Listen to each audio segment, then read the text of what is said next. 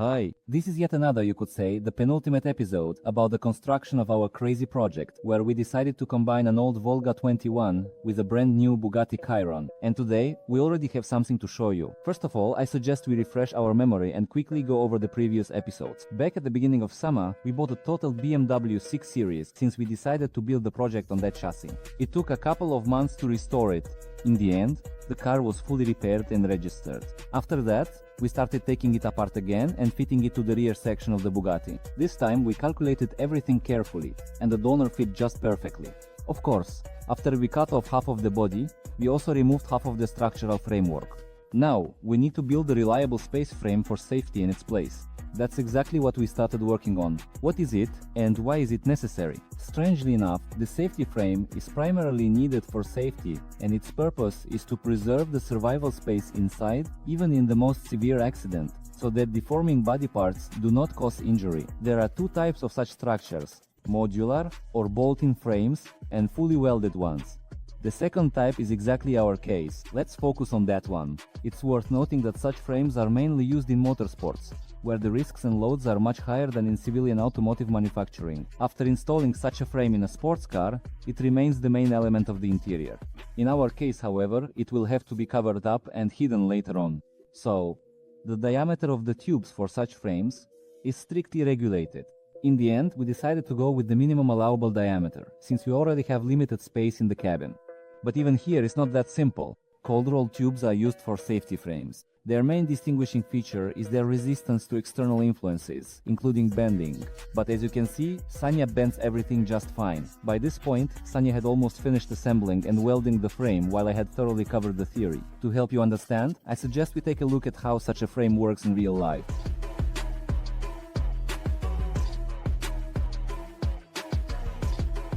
No further comment needed.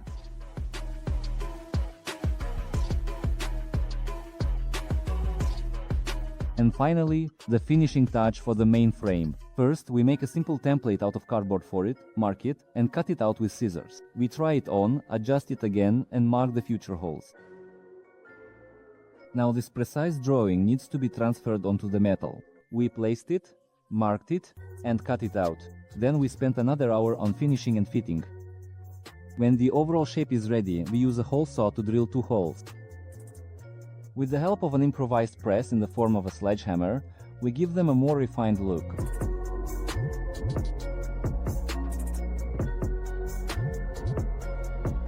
Then, using an improvised sheet, bend namely Sanya's hands with, give the blank the desired shape, and finally try it on in its rightful place. Of course, this element doesn't really serve any special function. Originally, such gussets are used to distribute loads more evenly and add rigidity, which we already have in abundance. Here, it's more about aesthetics and the approach.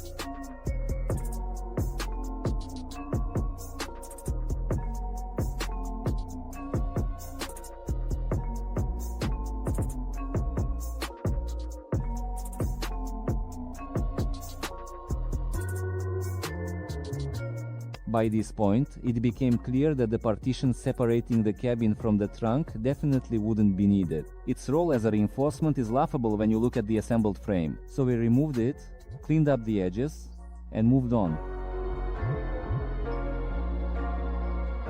In the end, we decided to add 2 more connection points between the body and the frame, since there weren't enough in the rear section. The most suitable and rigid spot is the shock absorber mounts. That's where we're starting from. We reinforce the mounting areas by welding on metal plates and connect the body to the frame. Let me remind you that we arrived at the format for building this car together with you.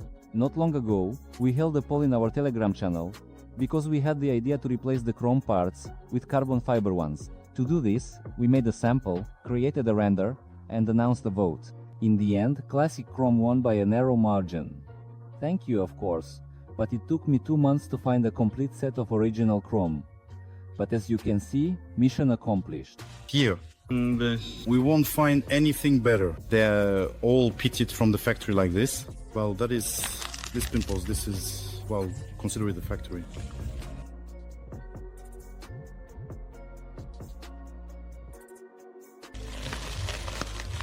They're new. They're refurbished. Refurbished, rec-roamed. I don't know, something inside that Well, yeah, who see A? Oh, that's primer. Someone probably tried to touch them up. Why? Well, so they wouldn't rust. Well, they covered the rust with that gray stuff. Well, the outside, you see, again, they're all kind of matte. I mean, it's like zinc primer. Zinc primer. Well, I just don't get it. But they're all matte. I mean, like, it shines like this. But when you look closer, it doesn't reflect at all. When you look at it on camera, it really looks new, but when you bring it closer, well, actually, even up close, it's not bad. It's just that, like, at the ends, there's some real defects.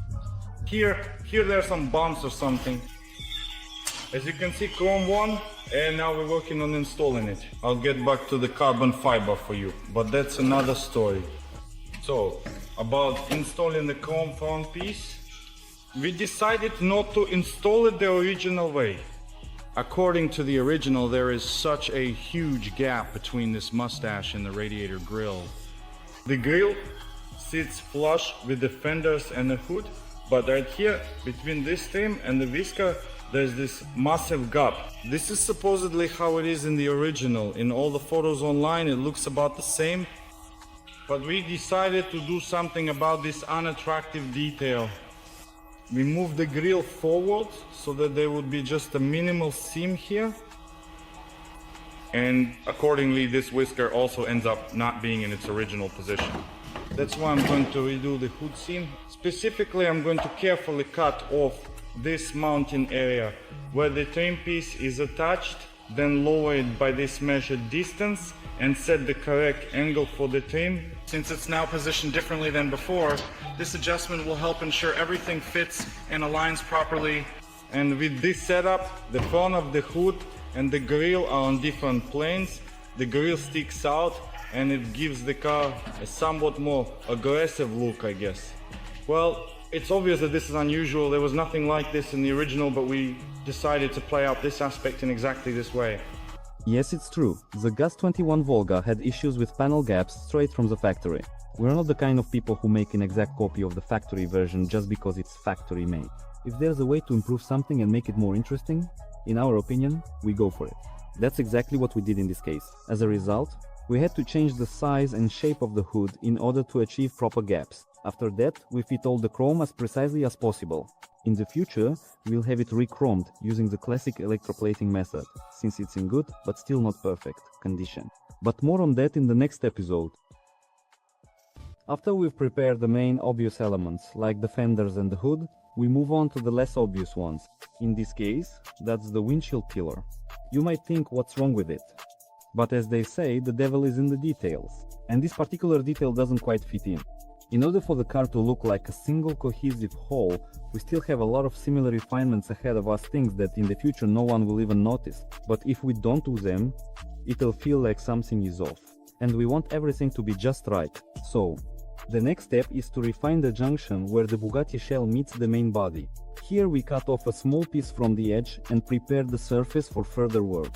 The next step is to place the shell onto the body and shape it right on the spot. With this approach, it's impossible to miss, and the shape will blend perfectly with the body.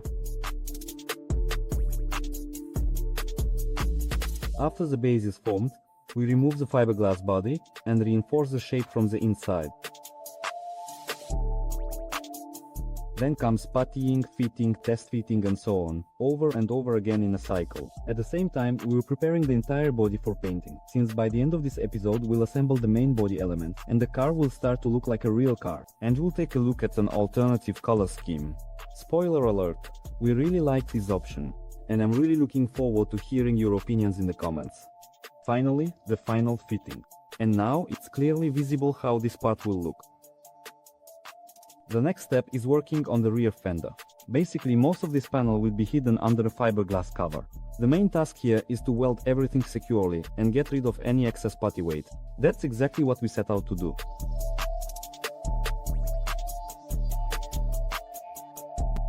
From the rear fender, we smoothly move on to the sill. We made it many batches ago. Now all that's left is to fit it to the new body. A couple of swipes with a grinder and it's done.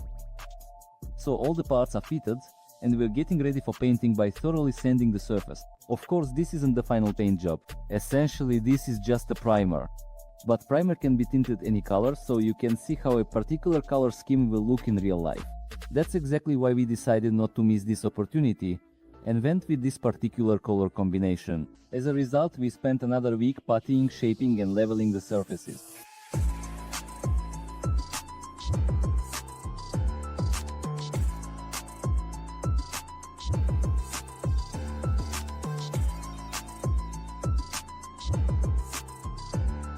After a week, we finally blow off the dust and degrease the body. At this stage, the only major work left is on the doors. They'll need to be narrowed a bit, meaning trimmed from the bottom. Otherwise the door hits the sill. And of course, we still need to install the Volga door handles. We managed to find those in excellent condition as well. But despite that, we decided to re-chrome everything all around. We'll definitely make a separate episode about that, since there's a lot to talk about. 15 minutes later, everything has been thoroughly degreased. Now all that's left is to cover up anything that shouldn't be painted or should be painted a different color. Tape, paper, 21 minutes, and it's done.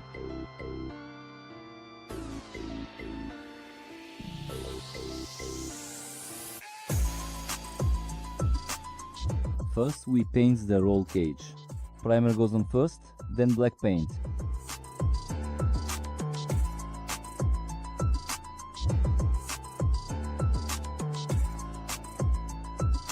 And since the spray gun is already filled with black paint, we right away move on to the fiberglass shell and carefully paint it as well.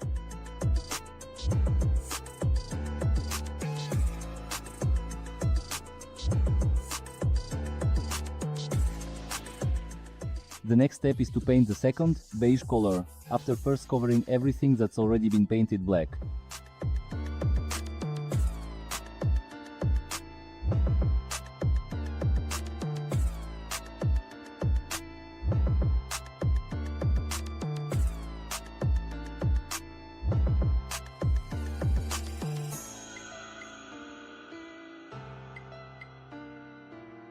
The next day the primer had dried, and finally it was time for the long-awaited assembly. Yes, of course, this is still far from the final version, but overall all the main challenges have been overcome, and now we can assess the proportions, shape and most of the small details. All that's left is to put together all the pieces of the puzzle. Later on we'll perfect the overlays, grills and other small parts and then re-chrome them. At the moment, we're also working on the glass and wheel rims.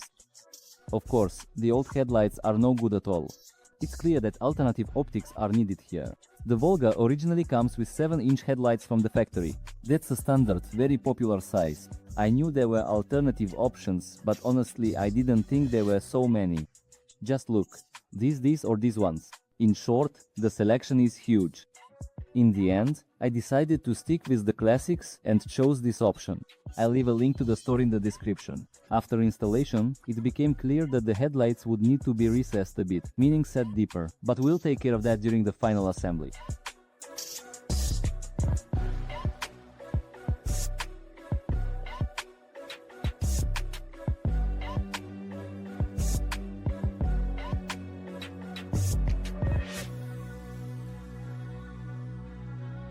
Some parts, like the bumper for example, we've just loosely put in place for now, since we're still working on making the mounting points and fasteners. But overall, the picture is becoming much clearer, and we really like how it's turning out. We still haven't decided on the color scheme, and that's where we need your help. Today, we've posted several paint options in our Telegram channel. Most likely, the final version isn't there yet. We'll try to choose it based on your comments and votes, so we look forward to seeing you there. The link to the Telegram channel post is in the description. Thank you for watching and the best wishes from Topor.